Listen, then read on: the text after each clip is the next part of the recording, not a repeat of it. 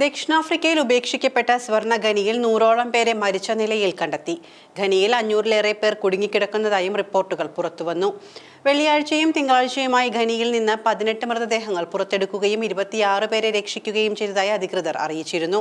ഉപേക്ഷിക്കപ്പെട്ട സ്വർണ്ണ ഖനിയിൽ അനധികൃതമായി ഖനനം ചെയ്യാനെത്തിയവരാണ് അപകടത്തിൽപ്പെട്ടതെന്നാണ് വിവരം. ഇവർ ഖനിയിൽ കുടുങ്ങിയിട്ട് ദിവസങ്ങളായെന്നും പട്ടിണി മൂലമോ നിർജ്ജലീകരണം മൂലമോ മരിച്ചതായി സംശയിക്കുന്നതായും അധികൃതർ അറിയിച്ചു. തലസ്ഥാനമായ ജോഹന്നാസ്ബർഗിന് 145 കിലോമീറ്റർ അകലെയാണ് ദുരന്തമുണ്ടായിരിക്കുന്നത്. രക്ഷപ്പെട്ട ചിലരുടെ ഫോണിൽ നിരവധി മൃതദേഹങ്ങൾ പ്ലാസ്റ്റിക്കിൽ പൊതിഞ്ഞതായി കാണിക്കുന്ന വീഡിയോ ദൃശ്യങ്ങൾ ഉണ്ടായിരുന്നു. 2 മാസം മുൻപ് ഖനി തൊഴിലാളികളെ ബലം പ്രയോഗിച്ച് പുറത്താക്കാനും ഖനി അടച്ചിടാനും അധികാരികൾ ശ്രമിച്ചത് പോലീസും ഖനി തൊഴിലാളികളും തമ്മിലുള്ള സംഘർഷത്തിന് വഴിയൊരുക്കിയിരുന്നു. ദക്ഷിണാഫ്രിക്കയുടെ ചില ഭാഗങ്ങളിൽ അനധികൃത ഖനനം ഇപ്പോഴും സർവ്വസാധാരണമാണ്. അനധികൃത ഖനി തൊഴിലാളികൾ മാസങ്ങളായി ഭൂമിക്കടിയിൽ താമസിക്കുന്നതായാണ് റിപ്പോർട്ട്. ഉപയോഗശൂന്യമായ ഒരു സ്വർണ്ണ ഖനിയിലെ ദാരുണമായ സാഹചര്യം കാണിക്കുന്ന അസ്വസ്ഥജനകമായ വീഡിയോകളും പുറത്തുവന്നിട്ടുണ്ട്. രാജ്യത്തുടനീളം അനധികൃത ഖനനം ലക്ഷ്യമാക്കിയുള്ള പോലീസ് ഓപ്പറേഷൻ കഴിഞ്ഞ വർഷം ആരംഭിച്ചതു മുതൽ ഇവർ അവിടെ തന്നെയാണെന്നാണ് റിപ്പോർട്ടുകൾ സൂചിപ്പിക്കുന്നത്.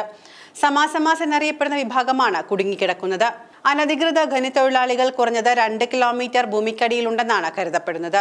തിങ്കളാഴ്ച രക്ഷാദൌത്യം ആരംഭിച്ചതിന് ശേഷം സ്റ്റീൽ ഫൗണ്ടനിലെ ഷാഫ്റ്റിൽ നിന്ന് 82 പേരെ ജീവനോടെ കണ്ടെത്താനായിട്ടുണ്ട്.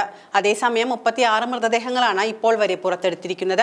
ഡസൻ കണക്കിന് മെലിഞ്ഞ ഖനി തൊഴിലാളികളെയാണ് രക്ഷപ്പെടുത്തി ഒരു മെഡിക്കൽ ടെന്റിലേക്ക് കൊണ്ടുപോകുന്ന വീഡിയോകൾ പുറത്തുവന്നിട്ടുള്ളത്. മുഷിഞ്ഞ വസ്ത്രങ്ങൾ ധരിച്ച് ഷൂസോ സോക്സോ ഇല്ലാതെ വളരെ ഭാരം കുറഞ്ഞതായ രീതിയിലാണ് ദൃശ്യങ്ങളിൽ കാണുന്നത്.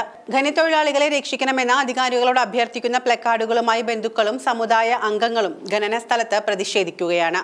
അനധികൃത ഖനി തൊഴിലാളികളുടെ ഭക്ഷണവും വെള്ളവും തടഞ്ഞുകൊണ്ട് സർക്കാർ കടുത്ത നിലപാടാണ് സ്വീകരിക്കുന്നതെന്ന് വിമർശിക്കപ്പെടുന്നുണ്ട്. ഖനിയുടെ എക്സിറ്റുകളിൽ ഒന്നൊഴികെ മറ്റെല്ലാം ഇവർ അടച്ചിരിക്കുകയാണ്. ഏറെ നാളായി മുടങ്ങിയ രക്ഷാപ്രവർത്തനം സുഗമമാക്കാൻ കഴിഞ്ഞയാഴ്ച കോടതി സർക്കാരിനോട് ഉത്തരവിട്ടിരുന്നു.